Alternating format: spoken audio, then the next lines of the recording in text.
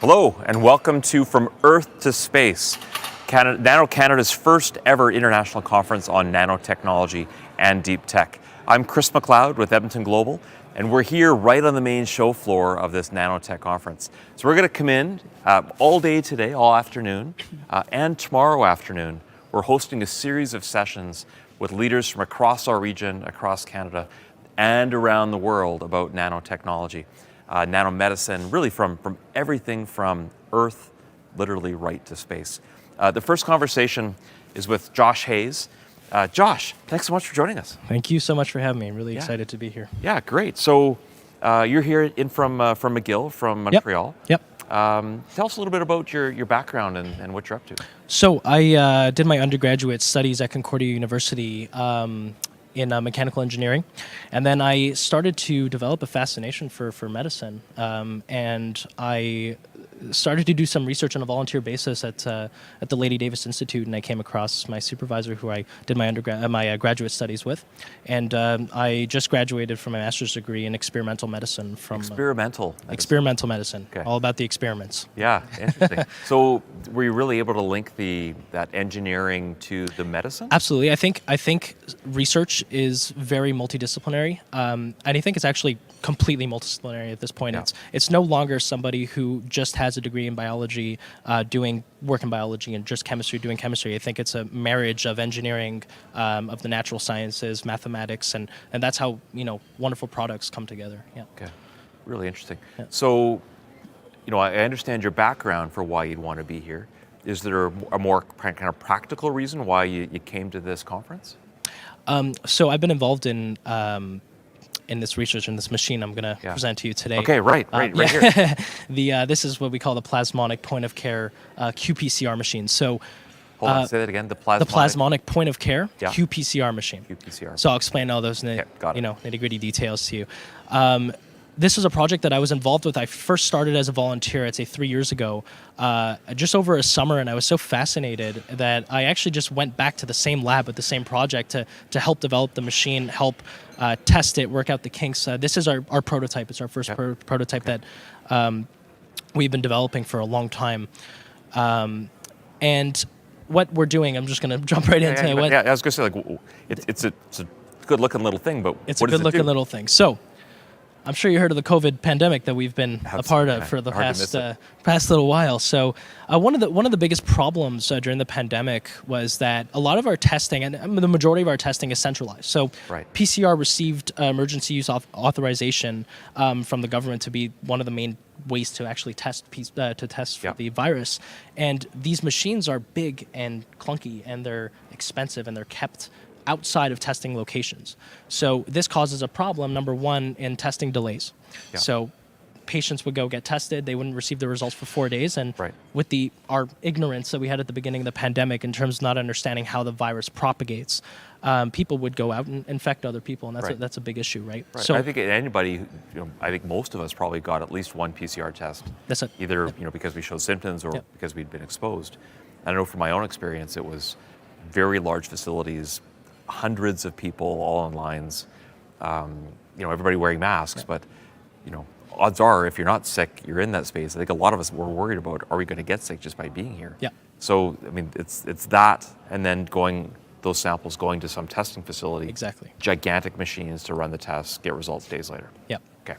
Yeah. And so then this is the major change. That's it. So what we call the centralization, or testing in centralized laboratories, like you just said. So that was one of the big problems. And outside that, just the actual testing length of a traditional PCR, it takes an hour and a half, depending on your how sick you are at the beginning. So, additionally, there were, testing was also only for people who were symptomatic at the beginning. I don't know if you remember that, but anyone who was asymptomatic, we didn't understand that we could still propagate and spread the virus. Right. So this is an excellent solution. The point-of-care devices are so important because, number one, it allows you to monitor your infections. So it allows you to test day by day. Instead of just going to get one test and waiting for your results for 4 days, if you can test yourself Monday and you were infected Sunday, you might have a viral load that allows you to propagate by Wednesday. Right. But you would not have gotten that on your PCR test if you had done it, 2 days prior. Right. So having something like this at the patient's bedside, whether it's at where a physician might be testing their patients or actually at home. This will allow you to monitor your infection. That's really, really important. So it's an incredibly light prototype. It's fast.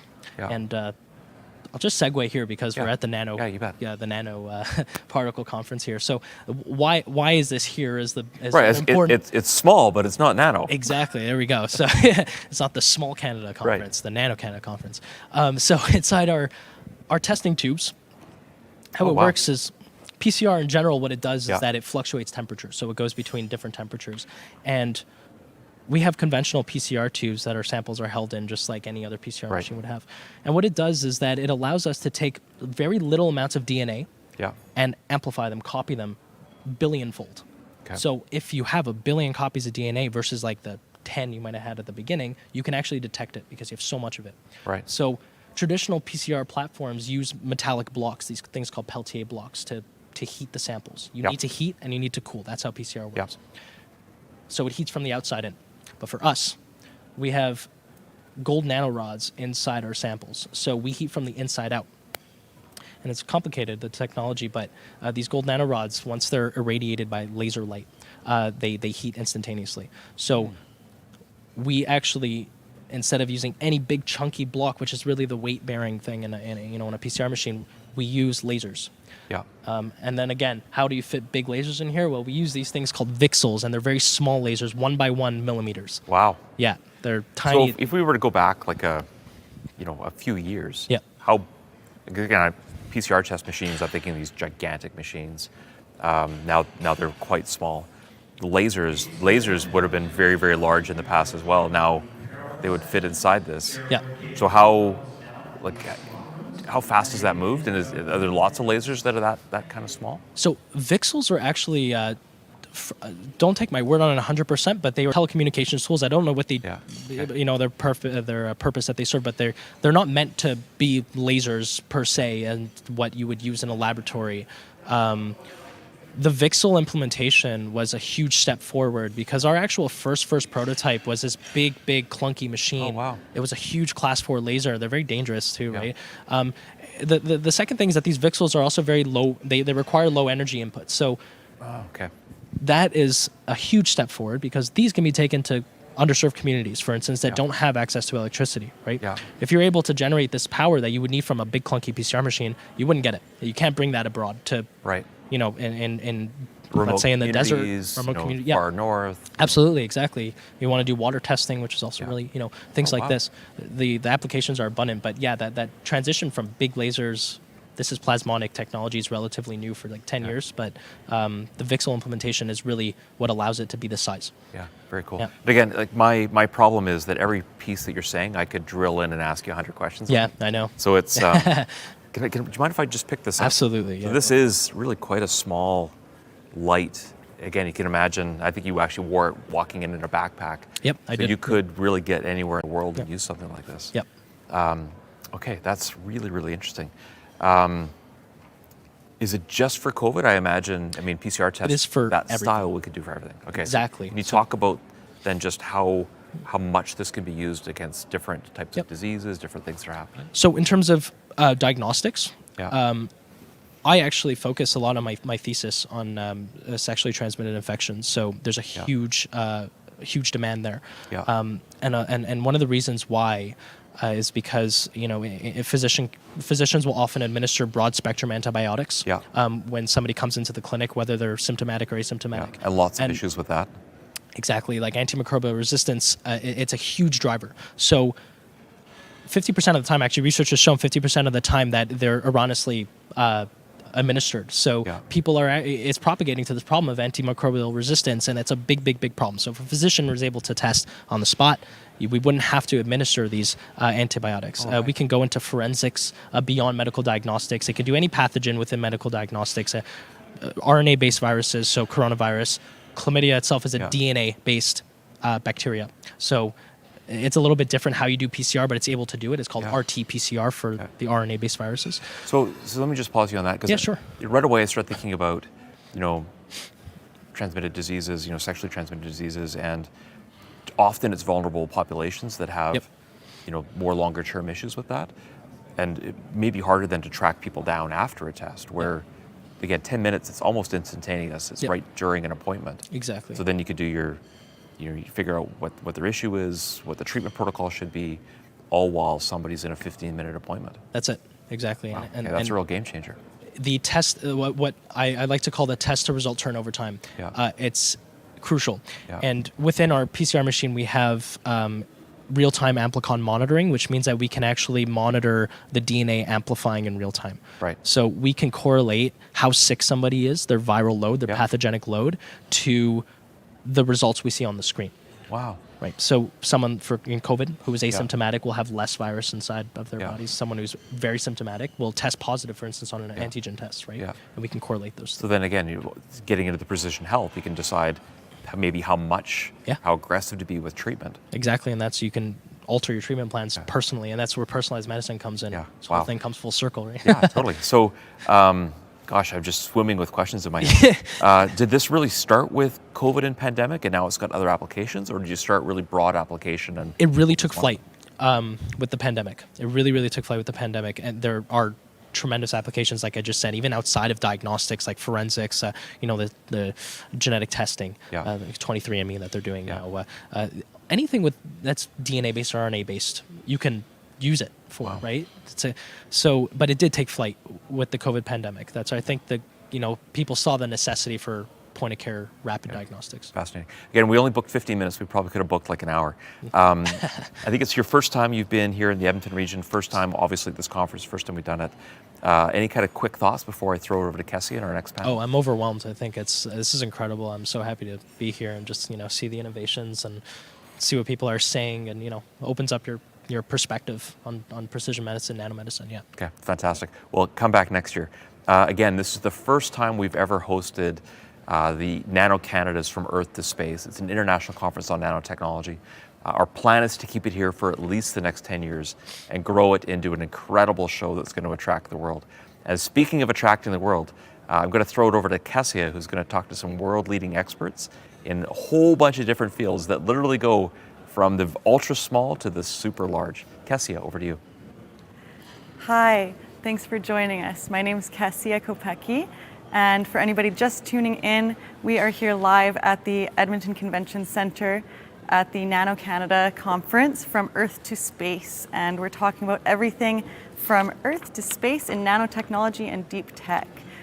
Now, of course, there are a lot of amazing scientific and technological achievements in this area and advancements, and we do want to talk a lot about how we are going to balance finding success and sustainability.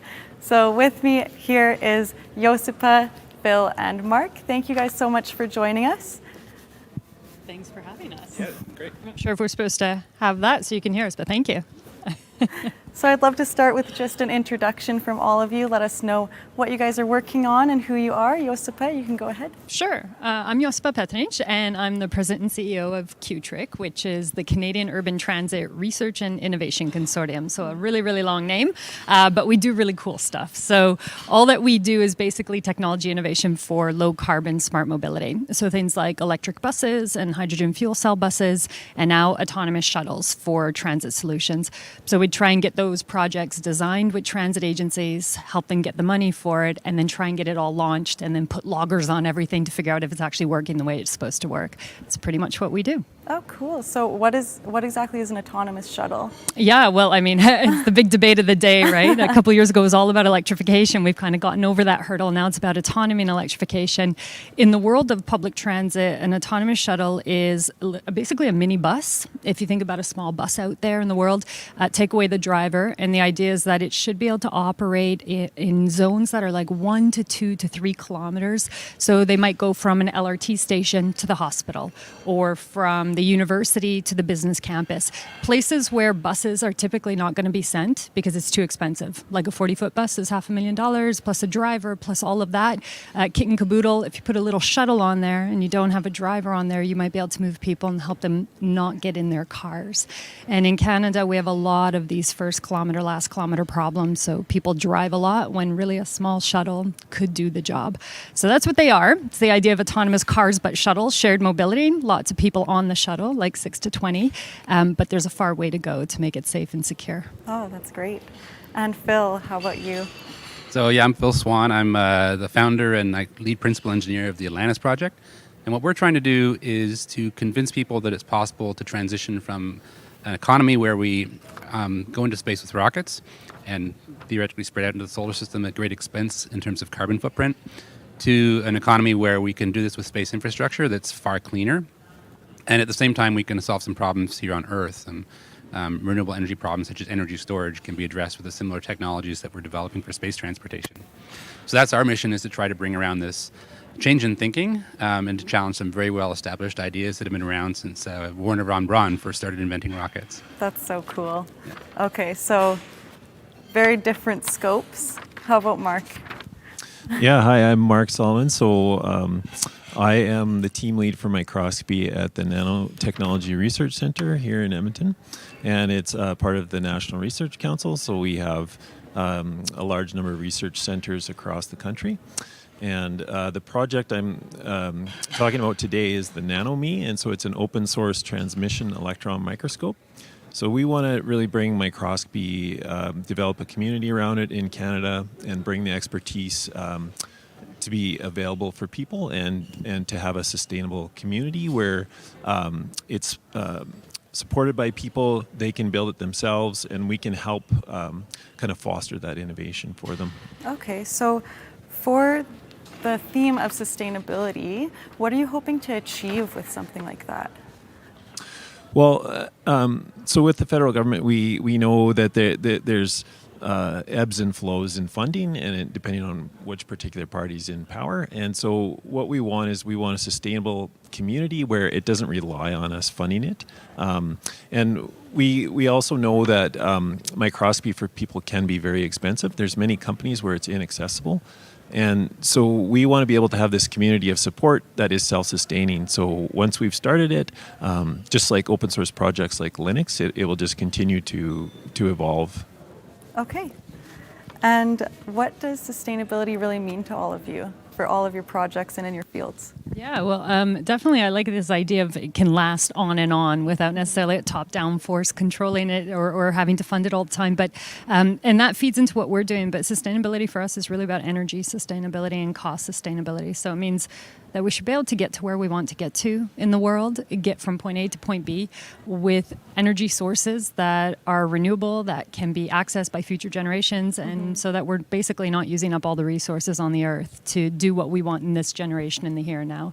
So that's pretty much what we look at sustainability, but on top of it is the cost profile, that if we're paying for it all right now, that's going to pay itself off in the future. It won't always be as expensive as it might be right now.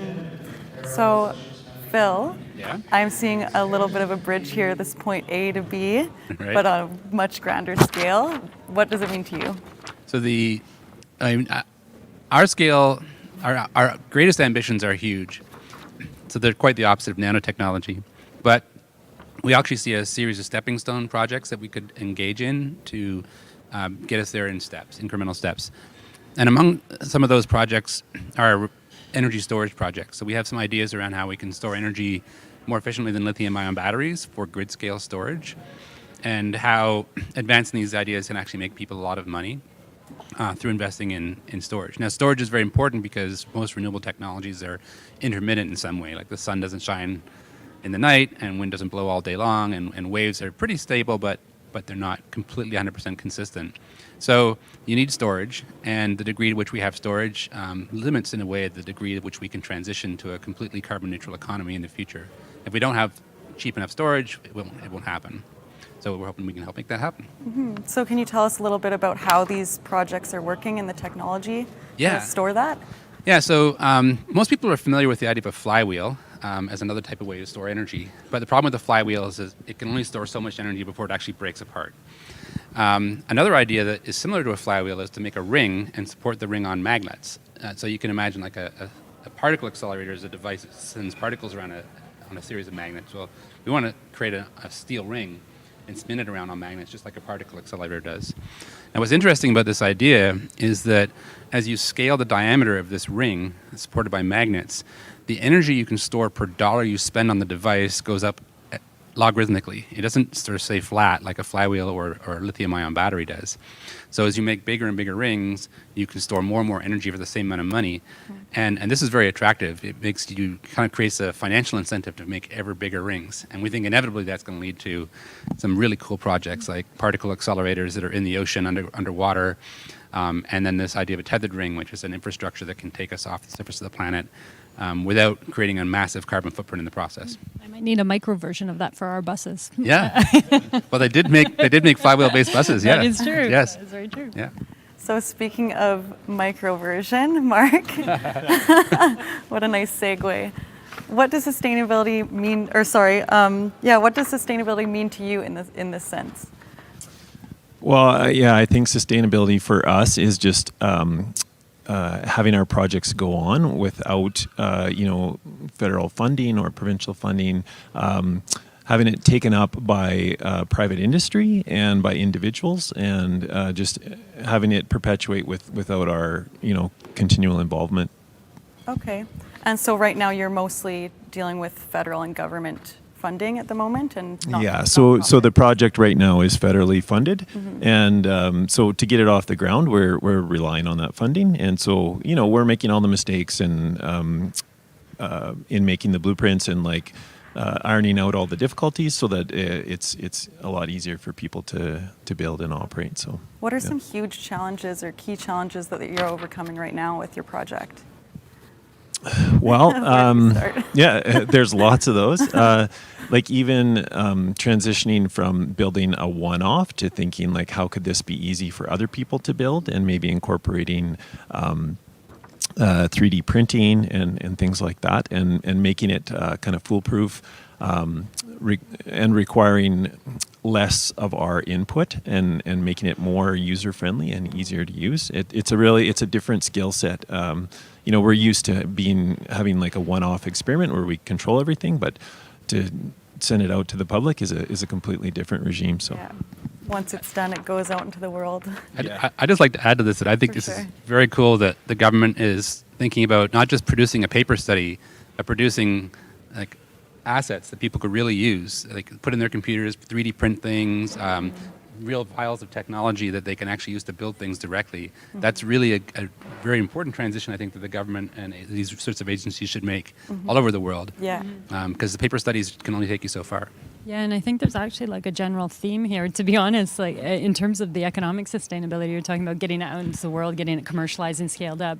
I think that applies very much to what we're attempting to do as well, because on our end, I think there is a bridge here on the environmental kind of sustainability of energy side of the equation. And I've long thought that you ultimately are not going to get a green economy unless people make money off it. And once things get commercialized and get out there into the world, it does become fundamentally sustainable once people make profit and get rich off of it. And that's really kind of the holy grail. Well, yeah, I actually have a great idea that I just thought of for you, Phil. You have a little side hustle. You could make Hollywood movie plots. Just think about it. That's great. So back into the theme of sustainability, where does nanotechnology and deep tech really fit into achieving sustainability goals and making those amazing advancements and successes while still being able to kind of ensure the future for generations to come? Well, I mean, I'm happy to jump in on our end of the equation. For sure. Nothing's perfect out there. Like they say, nanotechnology back in the day, 20, 30 years ago, was all magical, and could it be happening? There's an opportunity today in transportation, certainly in transit. When we're looking at electric buses or hydrogen fuel cell buses, there's not a lot of supply out there. And the supply chain is really constrained. A lot of us know, not just because, ships are stuck in canals and the pandemic has done what the pandemic has done, but the overall kind of supply chain system geopolitically is starting starting to break as well. So we've got all these supply chain constraints.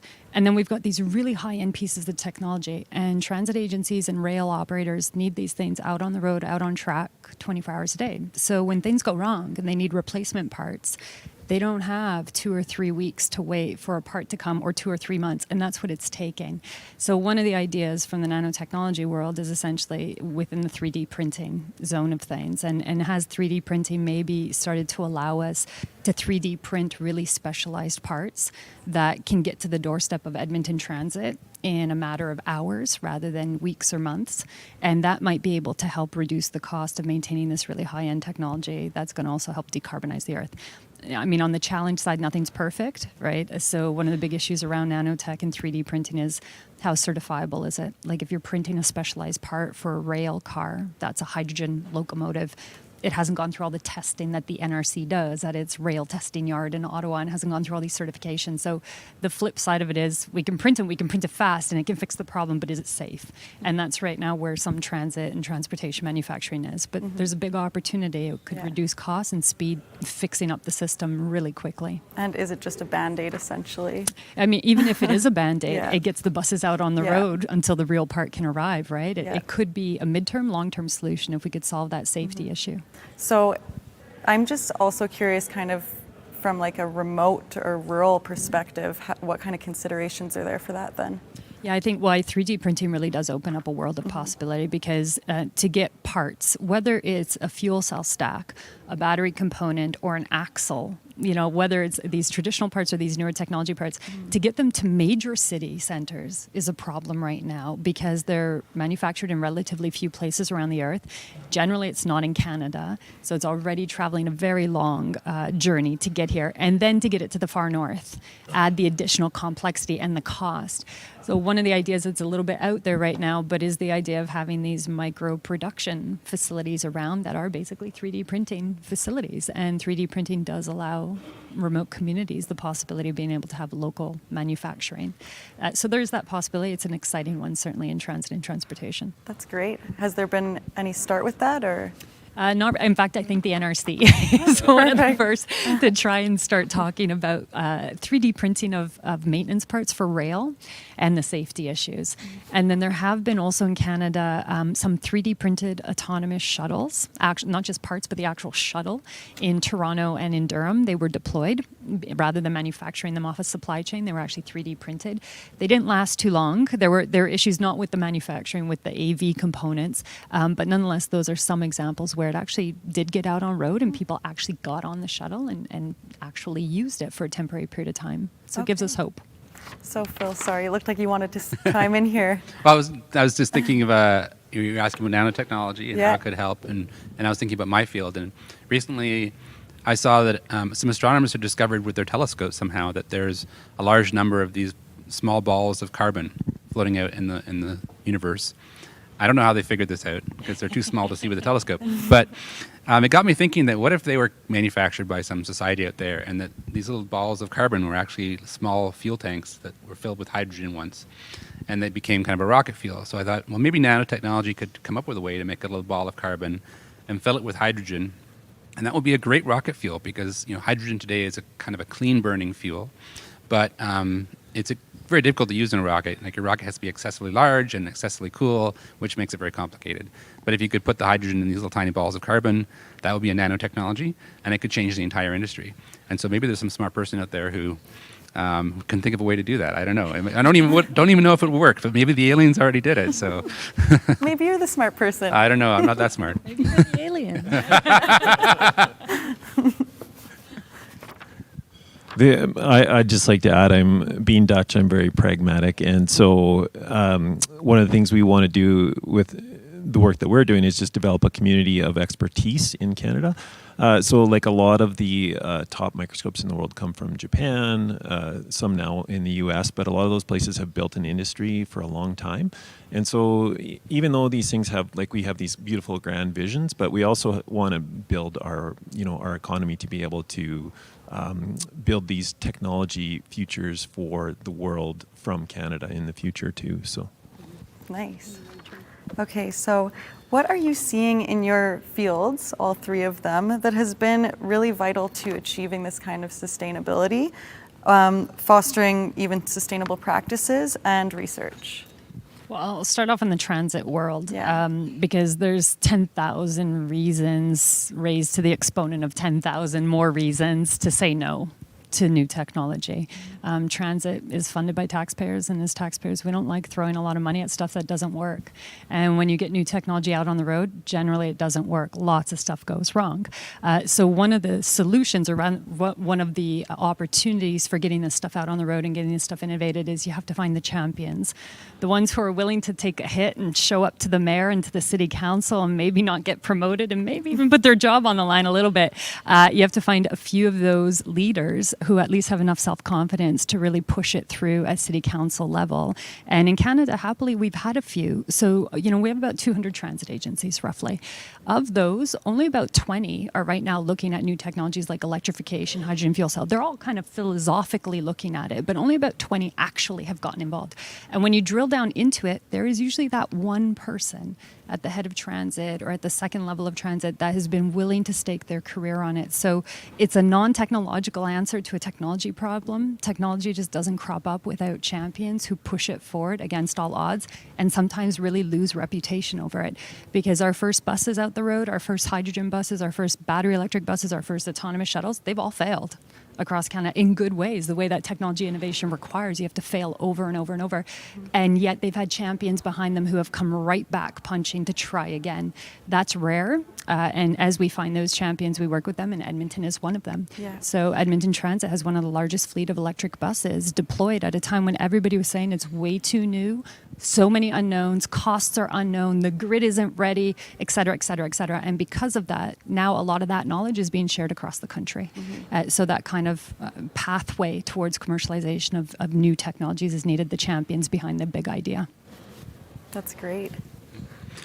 I don't know if you remember The Matrix, where I think it was Tiffany would take and ask for a download so she could fly a helicopter or very quickly acquire a skill. And I've observed this happening in recent years among some of the younger people I've been working with. They can literally go onto the internet and acquire an amazing skill to like program in a new language in minutes or hours. They can figure out how to 3D print an object in such a short amount of time. It just is stunning to me. And this is an incredibly powerful ability when young people who can still dream and are not already burdened with so many responsibilities are able to do such amazing things and empower themselves so quickly with the technology that's so freely available to them now. It means that they can head off on a new direction very easily, and they can get that support and just achieve amazing things. So I think that's what I've noticed most recently has changed in the world, and it's a bit subtle. I think not everybody has learned how to do that, but a lot of people have, and it's really interesting to see how powerful these people have become in terms of their ability to change things. So do you think kind of in comparison or like to support that the level of support for these young people and this talent that's emerging is also increasing and changing to kind of foster that sustainable thinking? It is in a way. I don't know if the people who, for example, make sure that a new tool is robust so that when people try to use it, it doesn't frustrate them. I don't know if they know how important their jobs are. They really are important. They may be selflessly working away to try to make something better, but and they may not even know that they're helping so many people, but they really are. So those kinds of things are very important.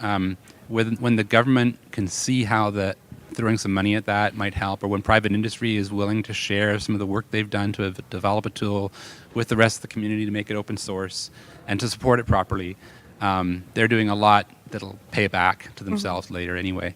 But not everybody will understand that. I hope that some do, and that they appreciate how valuable they are when they do help it move forward. Mark?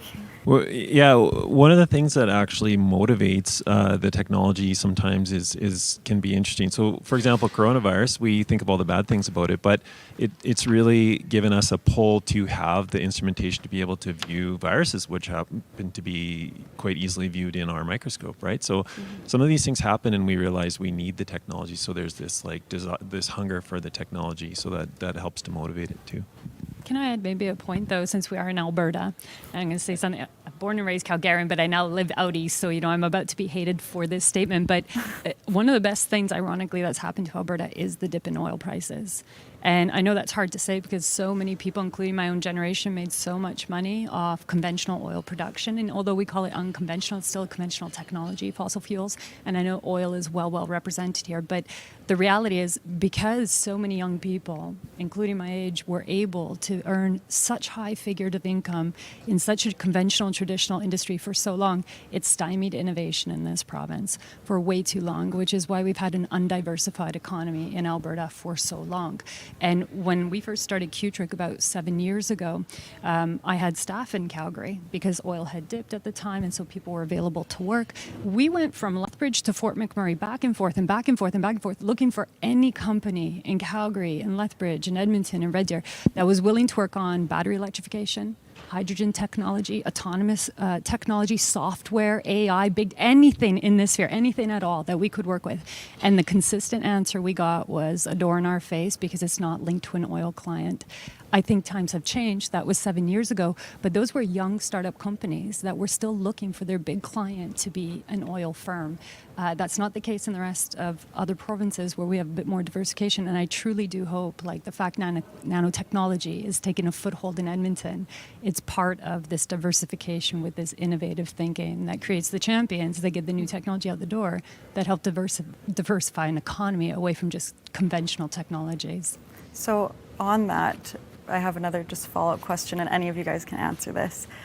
What is the outlook then for the kind of economy here, based on the more traditional oil and gas, where it's going? Where do you see it going here in Alberta? You guys want to start? Yeah, I mean, I've been working for NRC for over 15 years, and you see a lot of this desire to innovate, and you just don't see it take traction. Just like Josepha said, people can make really big money elsewhere, and so they're just not interested. But I think it's really coming. I think we're working at it, and it's just keep knocking on that door and saying, we really have to innovate here, and it's slowly taking hold.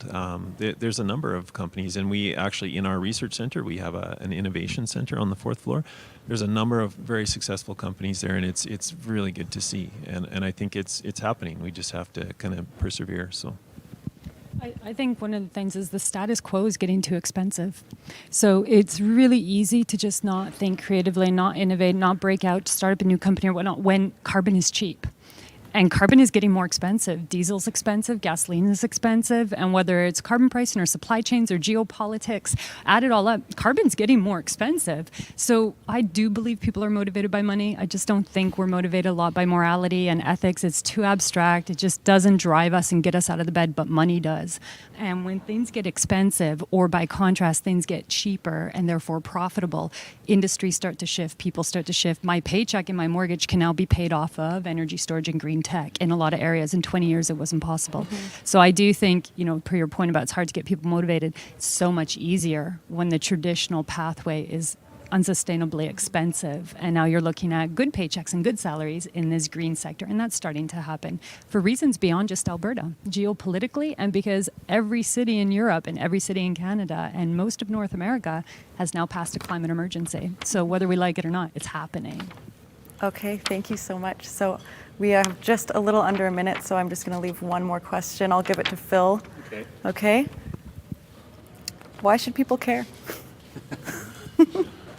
about sustainability? Yeah, well, I think for starters, there is this lingering fear that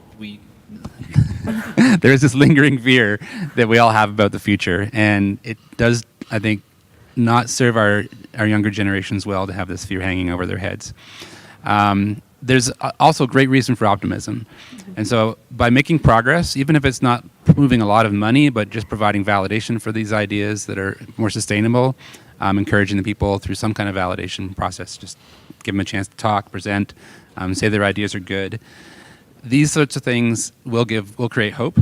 And I really do feel that the transition to a sustainable economy is inevitable. It's going to happen, but it's the hope that I'm worried about right now. And hope kills. So we have to make sure the hope is well founded and established, and that's what I think can happen just with a little bit of work. Great, thank you. Well, thank you all so much for coming today and joining us to talk about this.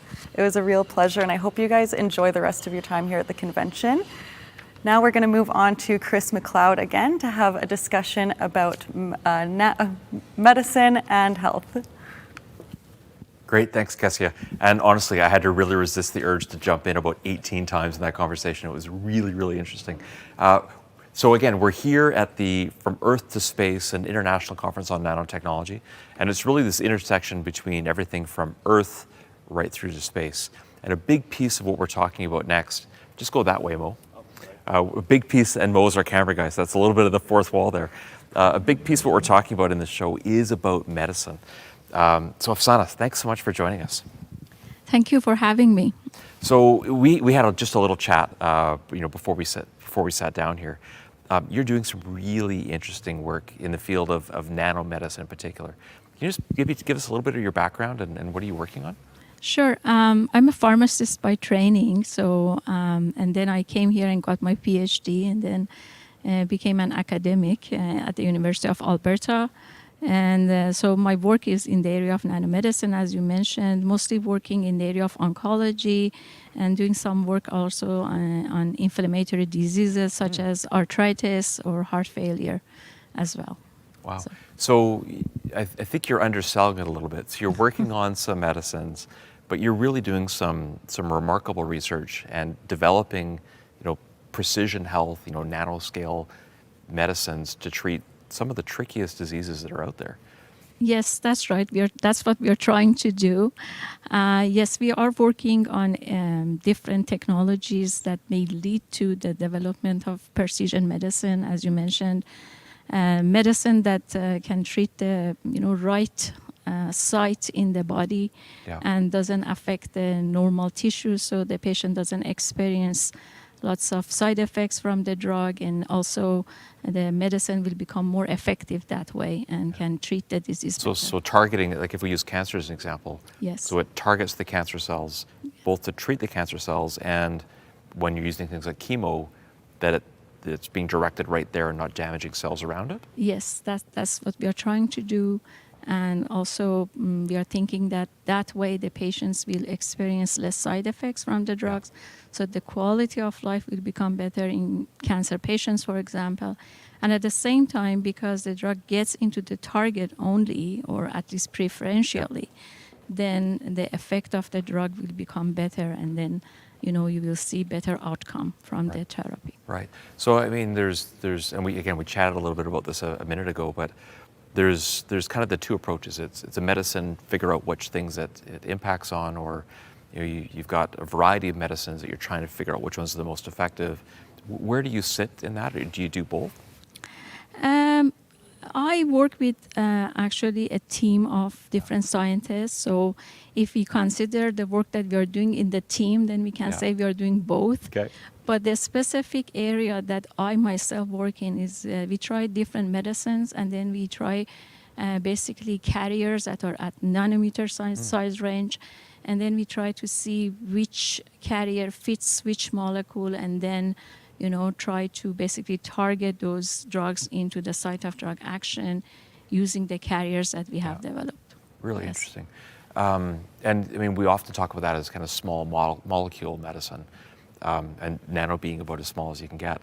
And people may not know just how rich of an ecosystem there is here around small molecule in particular, but whether it's biology research coming out of the Li Ka-shing Institute, the U of A's, pharmacy programs, there really is some world-leading work going on. Can you maybe just talk a bit about, the colleagues and others that are here? Sure, yeah. We have really, globally known researchers here at the U of A who are working in the drug development process. And a lot of them are working with small molecules. So as you mentioned, we have the Li Ka-shing Institute that is, working on small molecules developed for antiviral effect. And I had the privilege to have a little bit of collaborations with them on that aspect, trying to come up with formulations for local delivery of those Yeah. type of drugs. We have different researchers, at chemistry department at Oh, the right. Faculty of Science, and also at the Faculty of Pharmacy, who are working in trying to develop new drugs for different, diseases, cancer, for Yeah. example. And there have been projects that I have been involved in developing new drugs for cancer. Obviously, antiviral drugs is a big. Yeah. A hot topic these days. So, and it's good that we have a rich scientific and research community working on those aspects. Development of diagnostics also. Nano is an area where it can be used for diagnostics. We have very known researchers who are working on that area as well. Wow. Yeah, and I mean, we've got people like Dr. Michael Houghton, who fairly recently won the definitely. Nobel Prize for his work in hepatitis. Yes. We've got you talk to people like James Shapiro, who are right on the cusp of diabetes. solving diabetes, Yes. solving diabetes. Yes. So it must be pretty exciting to be, not just working with these types of people, but to be a leader inside of that type of a field here too. Yeah, it is very exciting, and this is one of the reasons that I have chose Edmonton and UFA to stay in. And these are great researchers and great people to work with and be affiliated with. Yeah.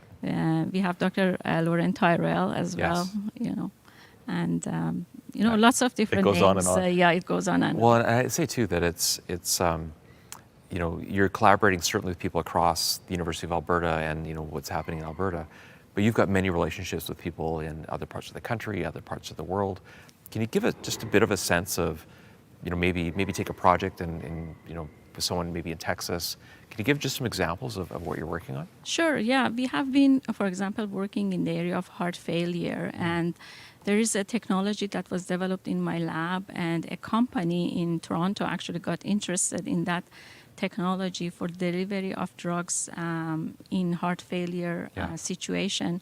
So we basically signed an agreement, and they actually gave us a contract to use our technology for the drugs that they had in mind. And luckily, it was successful. And then we make these formulations and we ship them actually to Texas, to Methodist Hospital, and also to another institution in Mexico.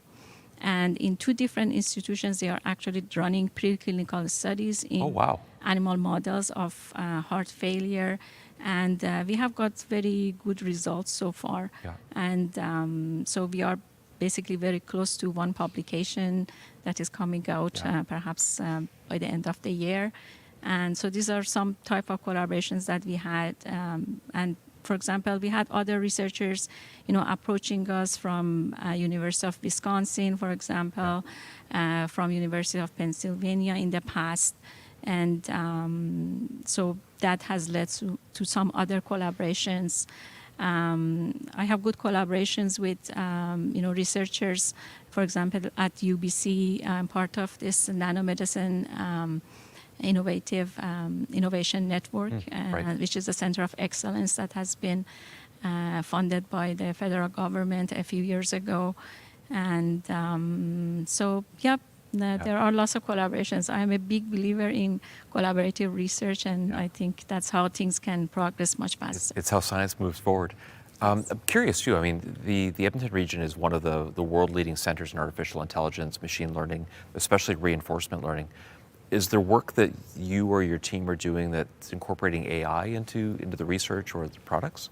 To be honest, I haven't started on that yet, but you are right. We have the AME, which is known globally, and it is a big, research center for artificial intelligence, and there are lots of potential in collaboration in the area of nanotechnology with the researchers in that area, and I'm hoping to start something on that ground soon. Okay, well, good. There's a ton of people here to work with. Yes. Can you give maybe just and feel free to go technical, even though I won't necessarily understand, but can you give us an example of one of the things that you're working on and kind of how at that nano level it's solving disease? Yeah, one of the projects that I'm working on right now and I'm very excited about is trying to use nanotechnology to direct drugs that make cancer sensitive to chemo and radiation therapy to the cancer. And I'm also working with some other researchers trying to image the nano delivery system when it goes into the tumor. Yes. Yeah. So that will help, for example, think in the future when a patient takes the drug, then you will see when it accumulates in the tumor, and then at that time you will expose the tumor to the radiation. Oh, wow. So that way you can use less dose of the radiation, so that the radiation doesn't basically injure the tissue around the tumor, and at the same time the effect of the radiation will go up because you are basically using a medication that is making the cancer cells more sensitive to the radiation. Yeah, it sounds like science fiction, but you're doing it. That's fascinating. Okay, so we only have a couple minutes left, and we've been saying a few times during this, live, that this is the first time that NanoCanada has ever hosted an international conference on nanotechnology. They're being really bold. They're covering everything from the super microscopic, to the last panel talked about things that they're trying to build in space. What have you thought so far about the show? Oh, it has been very impressive. When I looked at the list of the speakers that you have invited to this conference, I was really amazed at the high caliber of the speakers that you have invited. I don't want to name names because then some other people may feel left out. Yeah, left out. But I was really impressed with the high caliber researchers that you have invited, very well known names, and I'm glad that Edmonton has been the place to run this conference. And you are right, like nano has different kinds of applications. Obviously, my field is nanomedicine, and that is what I am passionate about. Okay, fascinating. Okay, so again, I think I've got time for maybe one, maybe two more questions. So when you look at kind of Canada's role in contributing to whether it's precision medicine or kind of nano more broadly, can you kind of talk about what are some of the highlights and ideally what's the connection back to the University of Alberta?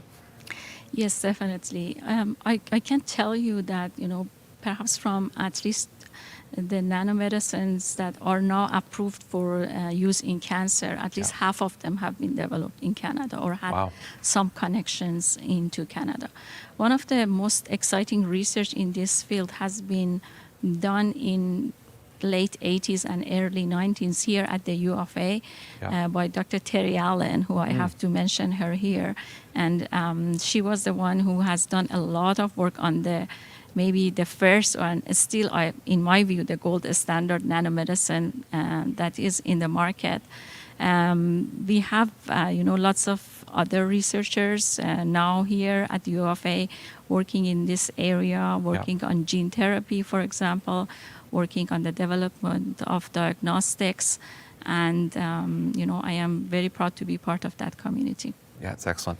And, Applied Pharmaceutical Innovation, or API, is another organization that exists here that really helps translate research into commercialization, works with companies all over the world on trials and a whole bunch of things. Do you do much work with API? Yes, I do. I'm glad that you mentioned them. I'm hoping that they will be the future of, drug development in the Western Canada. And yes, I have a collaborative research with them, and we are actually working with a local company on developing some new dosage forms that can be used for different drugs. And I think they have done a fantastic job catalyzing, collaborative research between industry and universities so far. And I hope that they get the means to continue their great work. Okay, great. For the future. And the last thing I'm going to do just a little bit of a plug on. I know you're also building your own company, and if the success you've had in academia translates into the success you're going to have in your company, it's going to be a rocket ship. Are you looking for investors? Like, what's next with? Maybe tell a little bit about your company and kind of where you're going with it. Sure. Yeah. I have a company that has been actually established quite some time ago. Yeah. And we have developed a new pharmaceutical excipient that, as I mentioned, it has been licensed by another company for a specific field of use. we are definitely looking for partners. We are at a stage that we are about to start our preclinical safety studies in animals for excipient, and we are hoping that we can attract more partners by completing that study. Our technology is designed to make drugs that are poorly water soluble. Oh, And wow. we had lots of success with different compounds. And we are hoping that this technology will become a platform that a lot of pharmaceutical companies will look into and try to use it, and then contribute to the society that way. Okay, fantastic. Again, you're doing remarkable work. We're so lucky to have you here in the Edmonton region. And again, thanks so much for joining us. Next up, we've got Kessie with a panel on, and we just had a wonderful woman in leadership. We've got a whole panel of them next. Kessie, over to you. Thanks, Chris. And thank you everybody for joining us. My name is Kessie Kopecki, and for anybody who's just tuning in, we are here live at the NanoCanada conference From Earth to Space in Edmonton, in the Edmonton region at the Edmonton Convention Centre, where we have thought leaders and experts in the industry all coming together to talk about everything from nanotechnology to deep tech. So, of course, for this panel, it's not just about the thought leaders and it's not just about the experts, it's about these amazing women in leadership who, in many cases, are behind these amazing accomplishments and advances in science and technology. So I'd like to introduce you to Felina and Irene. Thank you both so much for joining us. I'd love to just start by letting the audience know who you are. So if you'd like to just introduce yourself and tell us what you're up to and working on. Great. Thanks so much for the opportunity, Kessia and the team at Edmonton Global. Really honored to be here in my hometown of Edmonton, Alberta. My name is Felina Lee, and I'm the Chief Commercial Officer at Blueprint Medicines. By way of brief background, I'm a basic scientist by training, so I've done my PhD at MIT in cell biology, and that built on my background in biochemistry at University of Alberta. I then moved on to work at the intersection of science and business and crossed over into biotech while living in Boston. And I've had a variety of roles that have moved and given me the opportunity to be involved in drug discovery and development as well as commercialization. So across that entire continuum in my time at Blueprint. Great, thanks. And Irene? Yeah, same here. Really grateful for the opportunity to be here. Yeah, thanks and for thank joining you us. for inviting me. Irene Danko-Mullen, and I serve as Chief Health Equity Officer and Deputy Chief Health Officer at IBM Watson Health. I am a physician, internal medicine by training. I also have a master's in public health. My passion is public health, population health, combined with internal medicine. And I always say I'm really somehow privileged to be working at the intersection of artificial intelligence, machine learning, cutting edge technologies for social good, for health.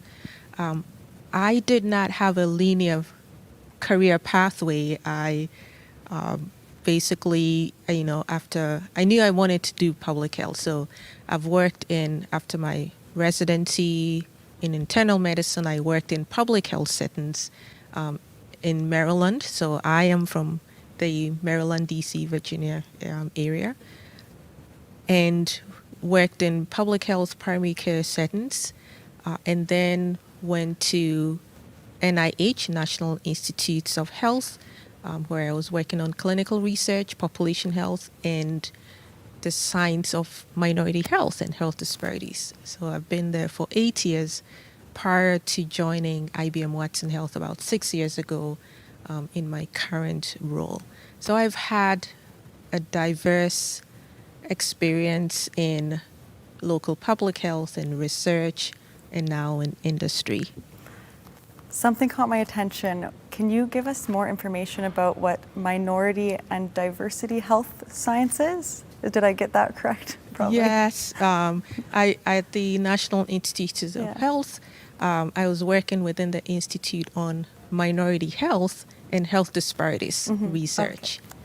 Okay. And so we're looking at the science around why certain disease conditions are more prevalent or disproportionately burden communities that are of racial and ethnic minority or other health disparity population groups such as persons with disabilities or sexual orientation, gender identity. So it was a whole range of signs and reasons for health disparities and differences in the population groups. That's really interesting. Did anything stand out to you that you thought was especially surprising or very obvious? It all boils down to it's the intersection of our social, physical environment and our life course experience, our lived experience, all cumulative,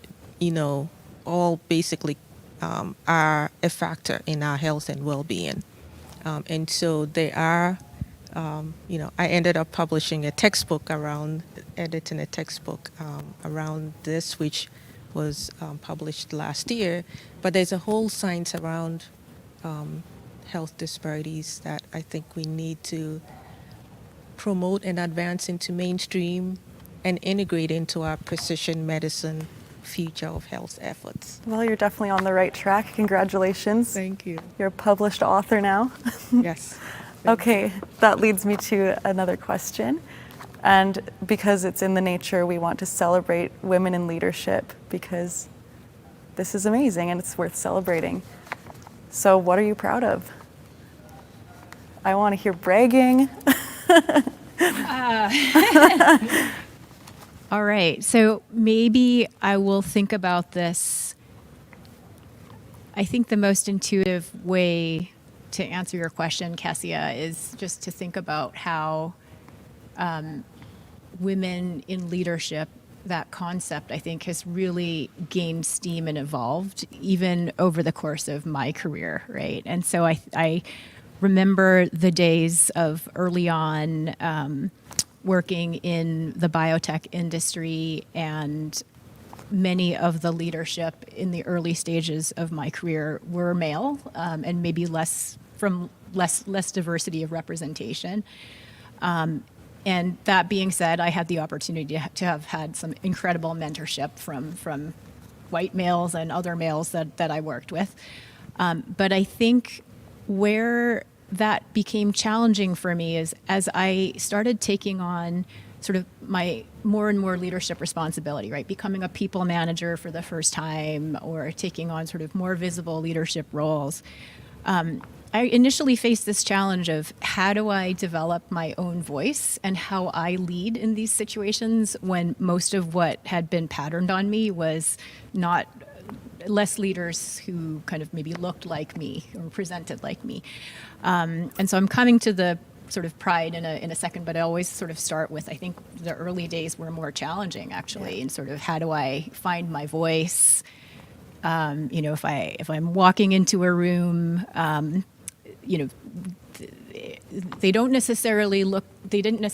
people look to the woman in the room as the leader initially. Assumptions would be made. But if I fast forward to where we are today, or even the past few years, I really feel like there's been incredible evolution in that notion of like, what is a leader? A leader can be male or female. A leader can come from a range of different ethnic backgrounds. A leader can have a range of different sexual preferences if they wish to share that publicly. And I feel that most tangibly today. I think that a lot of the change that we're seeing across society over the couple years is really translating. And we're also beginning to see true impactful change in executive teams and in the boardrooms. Like even over the past few years, states like California or, there's also sort of more of this sea change from a policy perspective, with NASDAQ and other groups are really pushing for the inclusion of more women and minorities on boards. And so sitting on one myself, I also am privileged to sit on a board that has relatively strong diversity across many, many different measures. So I guess I would say that, so from where we are today, I'm very proud of the strides that our industry has made. There's much broader inclusiveness, increasing gender representation. We're not done, right? So like, to be clear, there's still a lot of work to do so that women at all levels of organizations and across industries can also benefit from this change and feel that mentorship and have those champions. But I think, I'm proud of the progress that we've made, and I'm excited to be part of furthering that progress for the next generation of women leaders. That's definitely something to be proud of. So thank you so much for sharing that. Irene? Oh, absolutely. I'm proud of a lot of things. I'm proud of the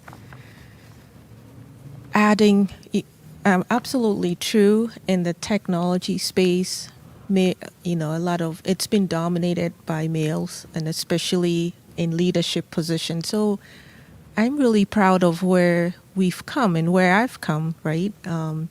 In terms of adding my voice, making sure that I'm also being a voice for communities of color, in terms of making sure that we're building our technologies to address the digital divide and, being inclusive, building inclusive technologies. And so I'm proud of that aspect. I'm also proud of also thinking more about ethics and AI, ethical AI and machine learning, the social implications, the legal implications. And one of the things I'm proud of is also advancing the science around health equity and health disparities. That it's a true science. There are really disparities that are happening, and we need to make sure that we're leveraging our advances in technology, our AI and machine learning. There's still a lot that needs to be done, but I think that we have such a strong voice as women and leaders, and even in the space, not just in technology, but in science, to push for more gender, pay equity, right? To push for being in the boardrooms, to push for having that voice and saying it's okay if we're not that assertive. We have a different culture. One of the challenges to women being promoted, right, is that we don't have that sort of assertion, or we have a different lifestyle, or culture or approach. And so there are all these stereotypes, thinking that we may not, you need a different leadership, you need to be more assertive. But I think we need to look at the diverse range of personalities and how all that works to build innovation in the workplace and in businesses. Definitely. Technology.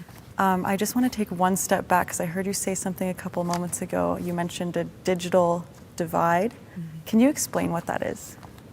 Oh, absolutely. It means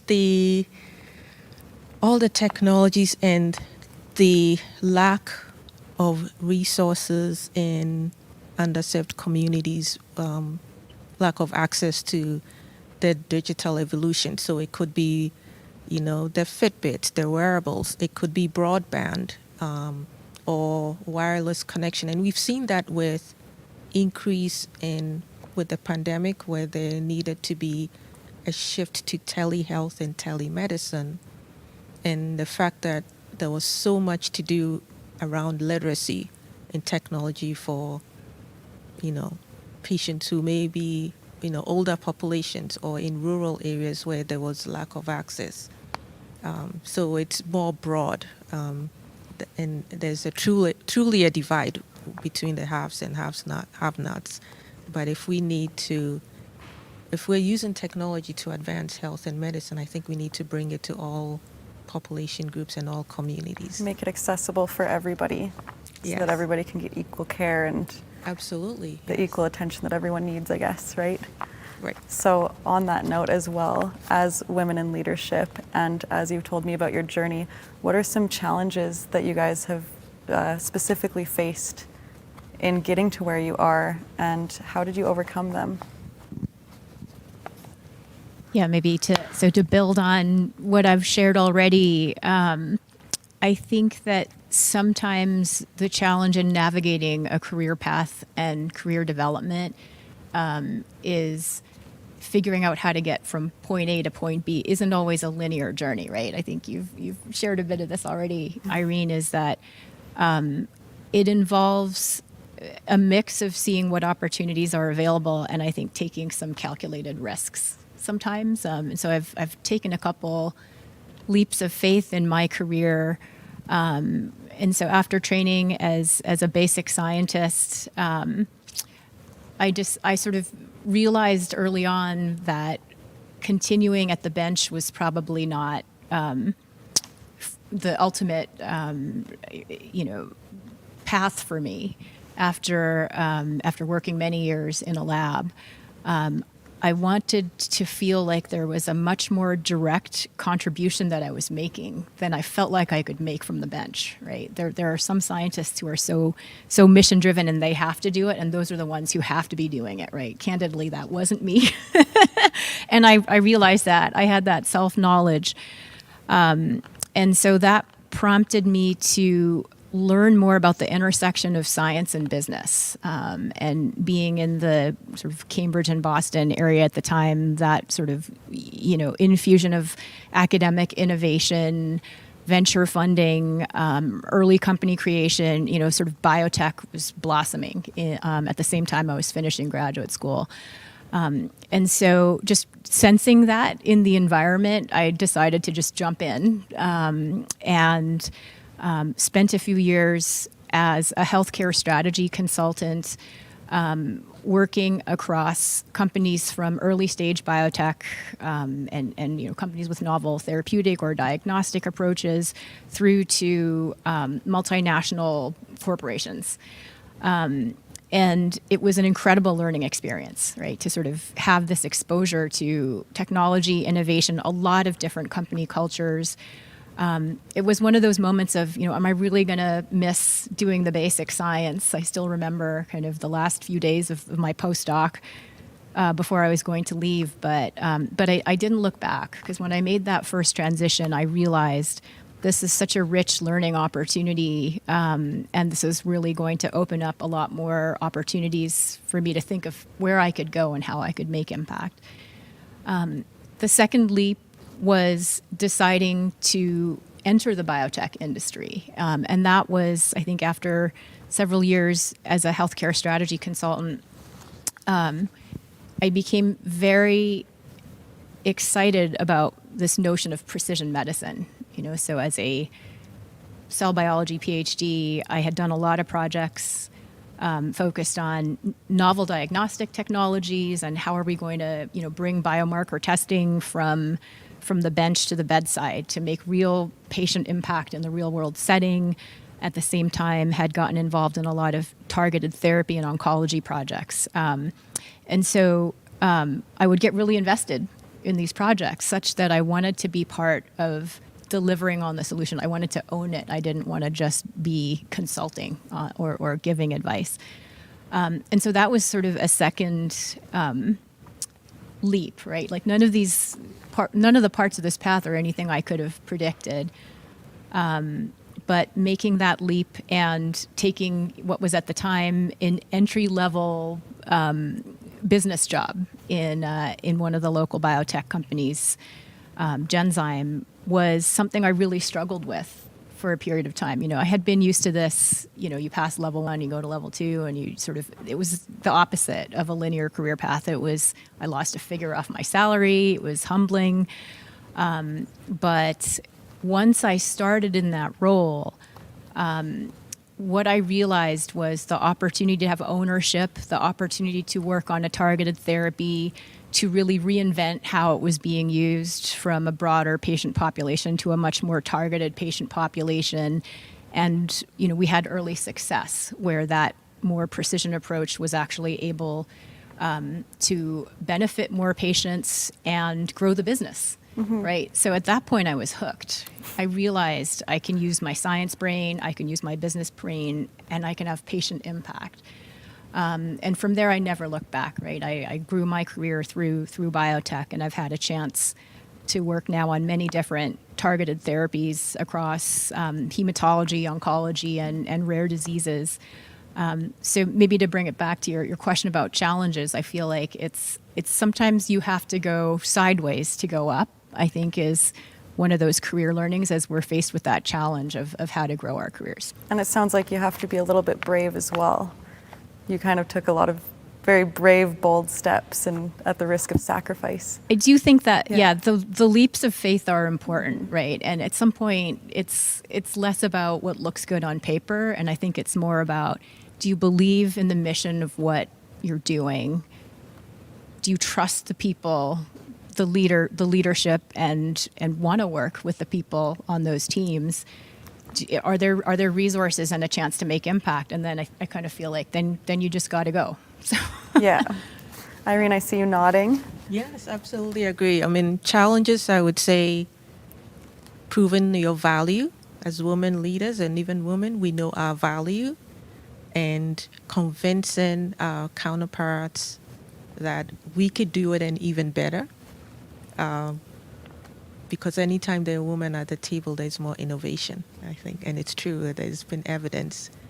The other challenge has been also proving that you can balance work and family, and that, we do it, we're nurturing and caring, and we, and it's okay to bring that to the workplace. And so our lifestyles are different. It's not always the, strict or sort of really, where it's defined domineering, in that women bring a different perspective. And so the challenges have been mostly like really trying to get rid of those stereotypes, working through, making sure that you're proving your value and you're doing, and sometimes under very limited resources, right? So there's been studies where men who are leaders versus women who are leaders may have different resources, and most of the time women would have more limited resources, but they get the work done.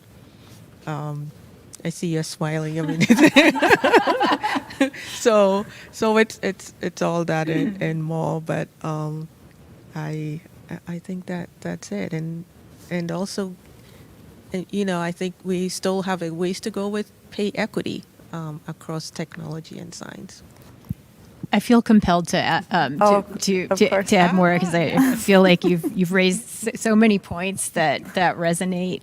Irene, maybe the first one I think is around sort of that balance of work and family. I think is a really important sort of challenge, ongoing challenge. I also wanted to share, that's something that I would worry about a lot earlier in my career, of like, how is this going to go? Because I'm ambitious to grow and make impact, and I also know that I want to have a family.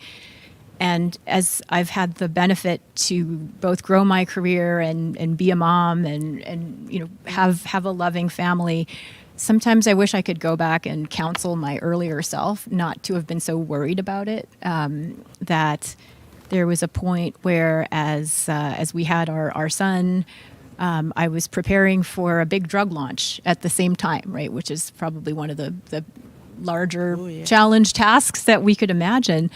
And building the company that was going to do it at the same time. And living through that experience was actually one of the most vital, exciting, personally and professionally times in my life.